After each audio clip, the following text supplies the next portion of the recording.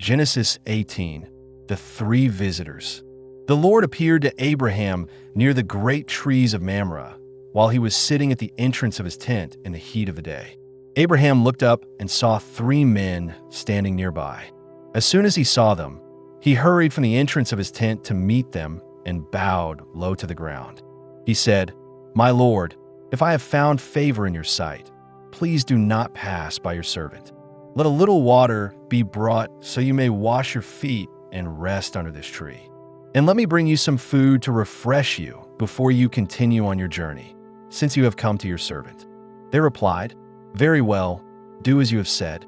So Abraham hurried into the tent and said to Sarah, "Quick, take 3 seahs of the finest flour, knead it, and bake some bread."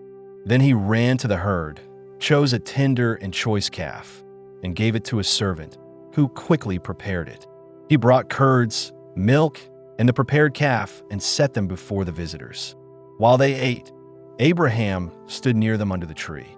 Then they asked him, "Where's your wife, Sarah?" "There, in the tent," he replied. Then one of them said, "I will surely return to you about this time next year, and Sarah your wife will have a son." Now Sarah was listening at the entrance of the tent behind him. Abraham and Sarah were already very old, and Sarah was past the age of childbearing. So she laughed to herself, thinking, "After I am worn out and my Lord is old, will I now have this pleasure?" Then the Lord said to Abraham, "Why did Sarah laugh and say, 'Will I really have a child now that I am old?' Is anything too difficult for the Lord? At the appointed time next year, I will return, and Sarah will have a son." Sarah was afraid, so she denied it, saying, "I did not laugh." But he said, "Yes, you did laugh." Abraham pleads for Sodom. When the men got up to leave, they looked down toward Sodom, and Abraham walked with them to see them off. Then the Lord said, "Shall I hide from Abraham what I am about to do? Abraham will surely become a great and powerful nation, and all the nations of the earth will be blessed through him. For I have chosen him so that he may instruct his children and household to keep the way of the Lord by doing what is right and just, so that I may fulfill what I have promised him."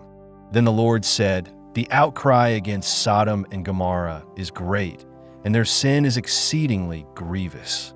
I will go down and see if their actions are as wicked as the outcry that has reached me.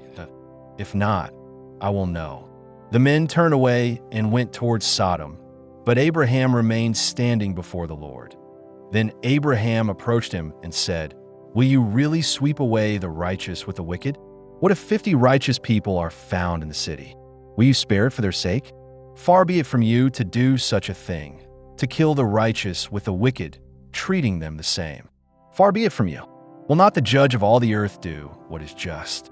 The Lord said, "If I find 50 righteous people in Sodom, I will spare the whole city for their sake." Then Abraham spoke again, "Now that I have been so bold as to speak to the Lord, though I am nothing but dust and ashes, what if 5 fewer than 50 are found? Will you destroy the city for lack of 5? He replied, "If I find 45 there, I will not destroy it."